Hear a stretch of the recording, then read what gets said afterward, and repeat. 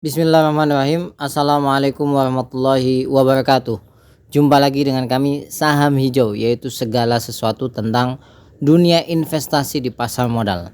Pada kesempatan kali ini kami akan menyampaikan bahwasanya bandar di saham itu banyak manfaatnya. Ya, jadi kalau ada yang benci, saya sampaikan ini kelebihannya. Sebelum lebih jauh, jangan lupa untuk subscribe, like, dan komen agar channel kami terus berkembang. Apa yang kami sampaikan ini berdasarkan pengalaman. Bisa jadi teorinya salah, tapi barangkali bisa bermanfaat untuk teman-teman newbie seperti kami. Jadi ada tugas wajib ya, yang mau tidak mau kalau Anda meneliti itu memang mereka melaksanakan tugas ini gitu. Memang ada prinsip seperti ini: bandar butuh retail, retail butuh bandar. Ya, bandar butuh retail untuk apa? Ya, untuk membantu bagaimana dia distribusi saham kepada retail atau bagaimana dia membeli saham dari retail, mengumpulkan ya.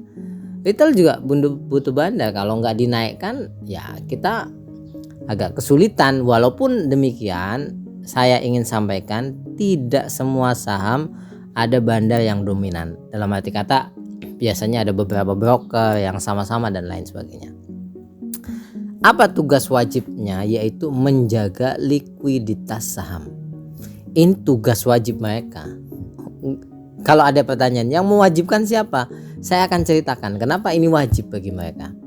Ya, likuiditas ini kan agar saham itu aktif, ya, ditransaksikan, barangnya ada dan lain sebagainya.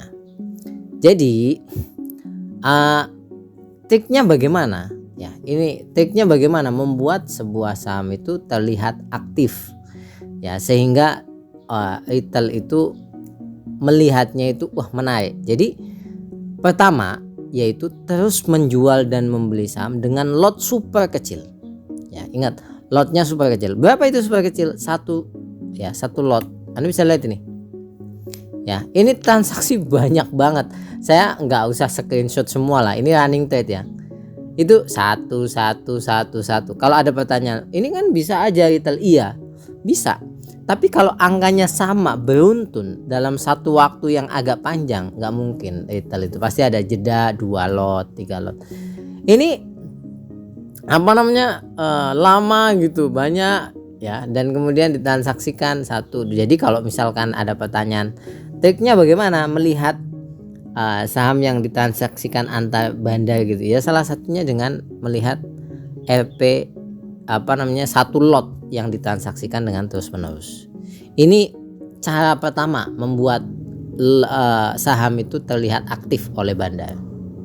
Yang kedua, jadi hasilnya akan seperti ini grafiknya ya, jadi tidak diem baik gitu loh grafiknya itu. Kan nanti di antara transaksi mereka kan retail seperti kita itu masuk ya, karena tertarik. Yang kedua, ini caranya bagaimana membuat sebuah saham itu terlihat aktif. Terus menjual dan membeli saham sendiri dengan lot besar. Jadi mereka jual beli sendiri gitu. Lotnya sangat besar. Jadi kalau Anda mungkin seperti kami yang masih newbie itu ngelihat itu langsung, wah, ada akumulasi besar nih. Pasti feelingnya seperti itu. Atau kalau kita ngelihat, ada distribusi besar nih, seperti itu. Padahal in the end itu belum tentu itu sebuah akumulasi, belum tentu itu sebuah distribusi. Caranya seperti ini. Ada sebuah satu waktu atau beberapa waktu yang mana transaksinya itu sangat besar jumlahnya. Ini 799.000 lot. Ya. Harusnya nilainya kan satu broker minimal itu sampai 8M. Ini kan buy lot ya. Tapi Anda lihat ini, netnya nggak ada sampai 1.743.000.000 paling besar. Ya, jadi agak aneh kalau misalnya ini kan bisa beberapa broker. Oke, ini dijumlah aja semuanya ya, jumlah semuanya. Ini nggak ada 2 miliar itu nggak ada. Jadi seperti itu. Nah, tapi kalau Anda perhatikan running trade, ini akan sangat menarik sekali. Karena akan biasanya itu beruntun membeli dalam jumlah besar, 1000 lot, 2000 lot, 1000 lot, 2000 lot, seperti itu.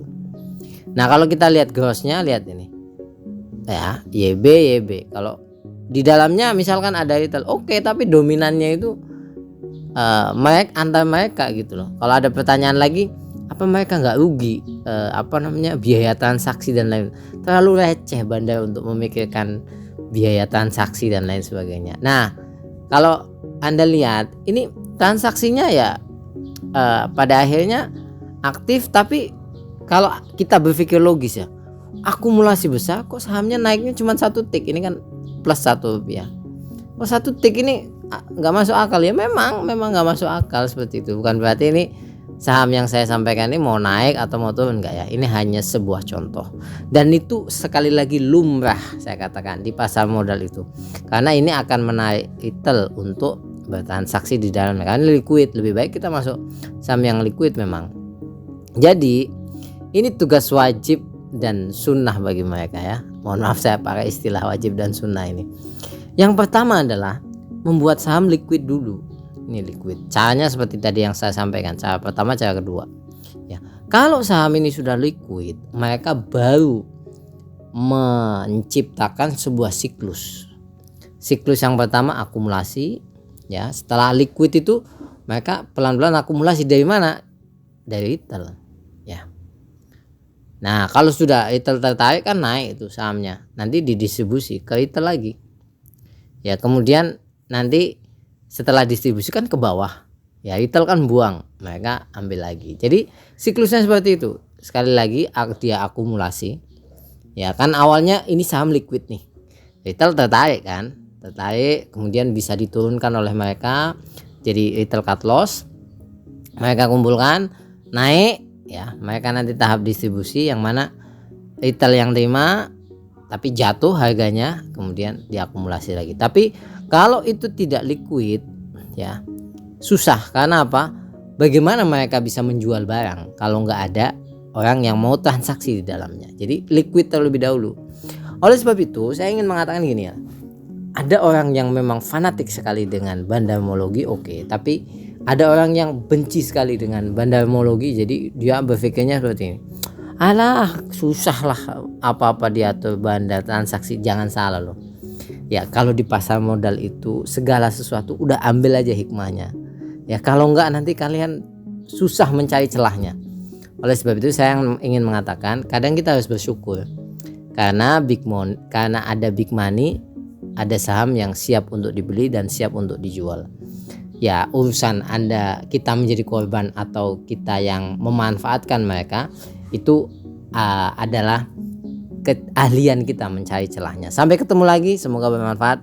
Kalau Anda punya pengalaman tidak begitu bagus dengan bandar, silakan cantumkan di kolom komentar. Kalau ada ingin bertanya-tanya, cantumkan, barangkali kami bisa menjawabnya. Semangat, semoga saham kita semuanya hijau. Assalamualaikum warahmatullahi wabarakatuh.